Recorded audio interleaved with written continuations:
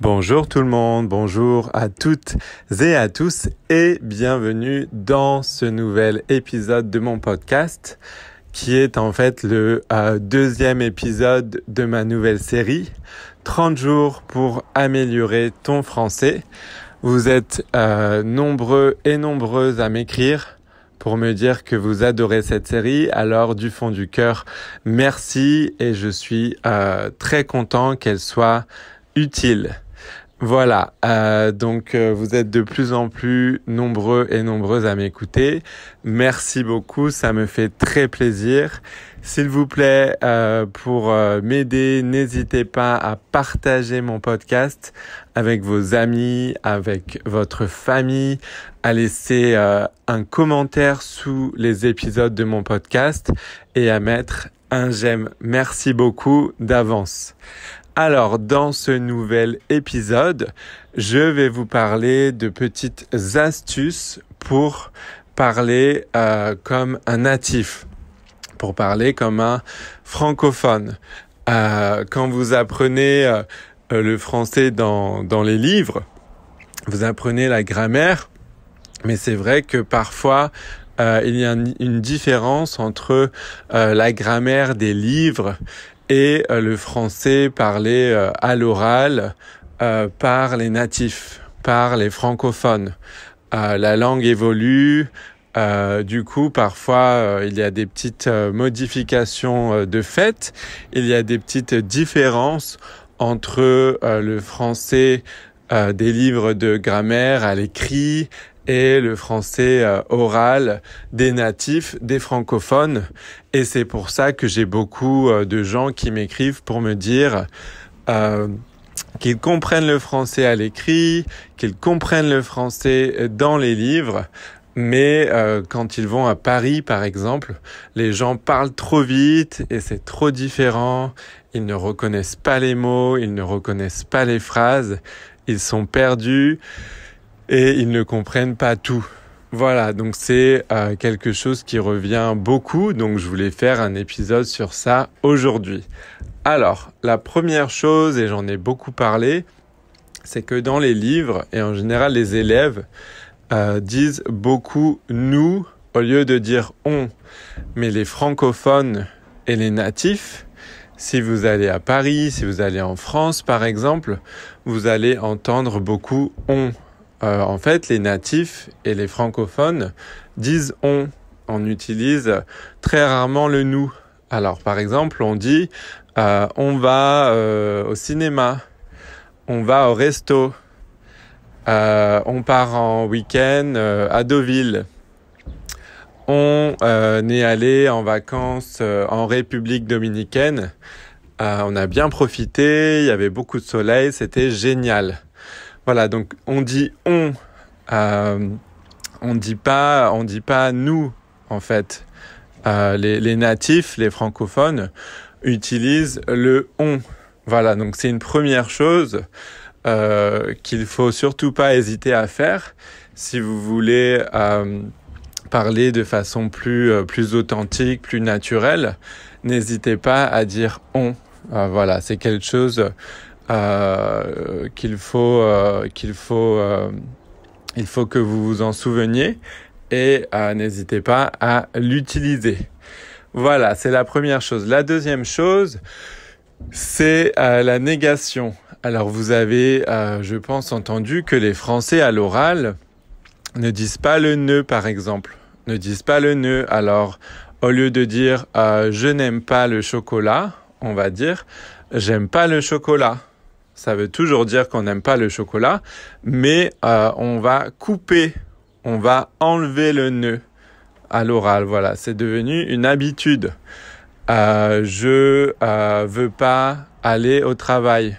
On va dire je veux pas aller au travail à la place de dire je ne veux pas aller au travail. Et on va même dire je veux pas aller au travail. Mais ça, je vais en parler après. En fait, on coupe aussi le E, on enlève le E à l'oral. Donc, je veux pas aller au travail. Un autre exemple, je veux pas travailler. Qu'est-ce que je pourrais dire ? J'aime pas les choux de Bruxelles, etc., etc. Donc, dans les livres de grammaire, vous apprenez que la négation classique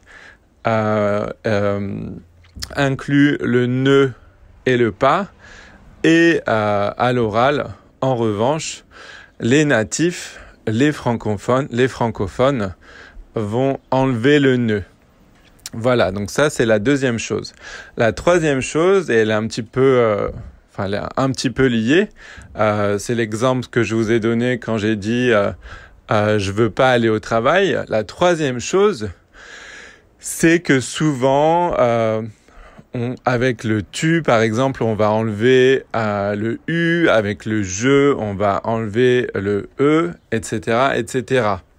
Donc, je veux pas aller au travail va devenir je veux pas aller au travail. Donc, c'est comme s'il y avait, on passait directement du j au v. Je veux. J-V-E-U-X. Je veux pas aller au travail. Voilà, donc le E tombe. Pareil avec le U du tu. T'as commandé quoi? T'as commandé quoi comme plat si vous êtes au restaurant? T'as commandé quoi comme plat au lieu de dire tu as commandé quoi comme plat? Qu'est-ce que tu vas faire pendant les vacances? Qu'est-ce que tu vas faire pendant les vacances? Là, c'est un autre exemple. C'est qu'on va enlever le que. Au lieu de dire qu'est-ce que tu vas faire pendant les vacances, on va dire qu'est-ce que tu vas faire pendant les vacances? Ou qu'est-ce que tu as fait hier? Au lieu de dire qu'est-ce que tu as fait hier, on va dire qu'est-ce que tu as fait hier. Voilà, donc il y a plein d'exemples comme ça dans lesquels on va enlever un mot, on va enlever une partie d'un mot. Donc avec le je, on va enlever le e, avec le tu, on va enlever le u, on va enlever le deuxième, on va enlever un que quand on va demander qu'est-ce que tu as fait hier. Voilà, il y a des mots à l'oral qui sont enlevés, que les natifs et les francophones ne disent pas. Qu'est-ce que t'en penses? Au lieu de dire qu'est-ce que tu en penses, qu'est-ce que t'en penses? Alors là, il y a un que qui n'existe plus, on l'enlève. Qu'est-ce que t'en penses? Au lieu de dire qu'est-ce que t'en penses? On ne dit pas qu'est-ce que tu en penses, on dit tant. On dit tant au lieu de dire tu en. Voilà, donc là, pareil, le U du tu disparaît. Qu'est-ce que t'en penses? Au lieu de dire qu'est-ce que tu en penses. Voilà, donc pour ce troisième point. Ensuite, une autre astuce, c'est des mots, des groupes de mots comme ah bon, ou des mots comme ben, etc., etc. Si quelqu'un vous dit quelque chose, si on vous dit demain il va pas faire très beau si vous êtes en vacances, demain il va pas faire très beau malheureusement. Vous pouvez répondre ah bon pour exprimer votre surprise, pour réagir à ce qui vient d'être dit, pour répondre. Ça fait très naturel de dire ah bon, ah mince, ah bon, ah mince. Je voulais qu'il fasse beau demain. Je suis un peu déçu. Ah bon? Ah mince. Ou en début de phrase ou entre les phrases, pour lier un petit peu les mots entre eux, vous pouvez utiliser des mots comme ben, ou en fin de phrase dire quoi. Si on me dit est-ce que ça te dit Eddie d'aller au cinéma ce week-end? Et si je réfléchis, si je prends mon temps pour répondre parce que je réfléchis, je vais dire oui, pourquoi pas. Laisse-moi réfléchir. Ok, d'accord, pourquoi pas. Voilà, donc pour commencer la phrase, je vais utiliser ben, etc., etc. Et vous venez de l'entendre aussi dans cette phrase, on dit beaucoup en français d'accord pour acquiescer, pour répondre oui, on va dire d'accord.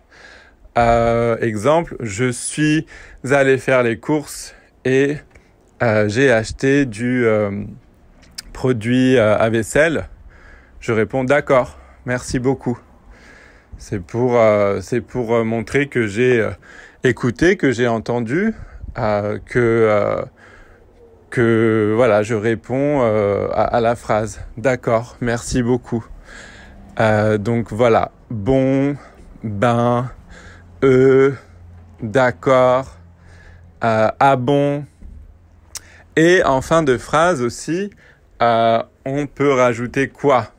Il y a beaucoup de gens en France qui rajoutent quoi en fin de phrase. Exemple, hier, on est allé en soirée, on a beaucoup dansé, c'était trop bien, quoi. C'était trop bien, quoi. Voilà, on va rajouter un quoi. Il y a beaucoup de gens qui rajoutent le quoi à la fin et si ils le font pas, ils ont l'impression qu'il y a quelque chose qui manque. Voilà. C'est un petit peu... voilà, ils l'ajoutent.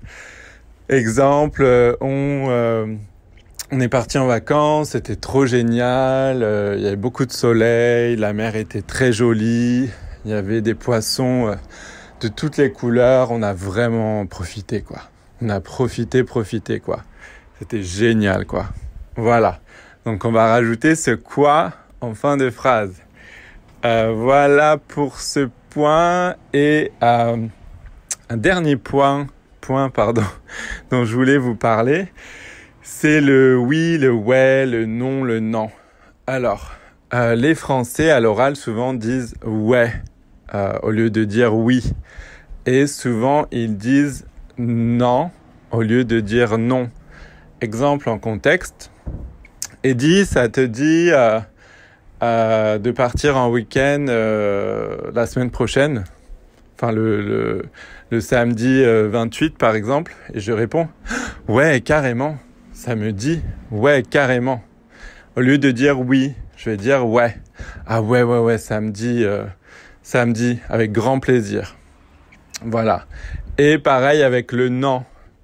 Si on me dit Eddie, ça te dit d'aller voir un film ce week-end, si j'ai pas envie, au lieu de dire non, je vais dire non. Donc au lieu que ce soit dans la prononciation, au lieu que ce soit N-O-N, c'est plus N-A-N. Non. Je vais répondre oh non, pas ce week-end, je suis fatigué. Je suis désolé, ça me dit pas, je suis crevé, je suis épuisé. J'ai pas du tout envie d'aller voir un film ce week-end, je suis désolé. Voilà, je vais dire non au lieu de dire non. Voilà pour la différence entre oui, ouais et non, non. Et la dernière chose, j'avais dit que c'était la dernière déjà avant, mais le dernier point dont je voulais vous parler, ce sont les expressions. N'hésitez pas à retenir des expressions françaises, car si vous les utilisez, ça rendra votre français plus naturel. Voilà, comme parce que les francophones, les natifs, utilisent beaucoup d'expressions, comme quand j'ai dit carrément. Ça me dit carrément. Ça veut dire ah oui, ça me dit complètement, avec grand plaisir. Ça m'intéresse beaucoup. C'est pour exprimer que oui, entièrement, avec grand plaisir, carrément. Ah oui, ah ouais, ça me dit carrément. Voilà, etc. Il y a beaucoup d'expressions comme ça. J'ai entendu il y a pas longtemps, c'est chaud. Oh, c'est chaud. Je savais pas qu'elle avait perdu son travail. Je savais pas qu'il s'était passé ça dans son entreprise. Si on vous raconte une histoire surprenante, vous pouvez dire oh, c'est chaud. Ah ouais, là c'est chaud quand même. C'est abusé. C'est chaud, c'est abusé. Ce sont des expressions pour pour accentuer comme ça, pour exprimer la surprise. Oh, c'est chaud, c'est abusé, je savais pas du tout. Ah bon? Carrément? Ah oui, ça me dit carrément d'aller voir ce film, etc., etc. Voilà. Il m'a posé un lapin. J'avais rendez-vous avec Nicolas l'autre jour, il m'a posé un lapin. Donc ça, c'est une expression où j'en avais parlé dans les épisodes précédents. Mathilde est tombée dans les pommes. Elle avait rien mangé, elle était très fatiguée, elle était très faible, elle est tombée dans les pommes, etc., etc. Donc n'hésitez pas à retenir des expressions. Voilà, ça fait déjà 15 minutes. Je vais m'arrêter là. Je vous dis à la fois prochaine pour le prochain épisode. Merci beaucoup de m'avoir écouté. Je vous dis à très bientôt. Et encore une fois, si vous aimez mon podcast, n'hésitez pas à le partager avec vos amis et votre famille, à commenter et à mettre des j'aime. Vous êtes de plus en plus nombreux et nombreuses à m'écouter. Ça me fait extrêmement plaisir. Je peux même dire ça me fait trop plaisir. Souvent on dit trop au lieu de dire très. Voilà, donc merci beaucoup, portez-vous bien et à la prochaine fois. Au revoir.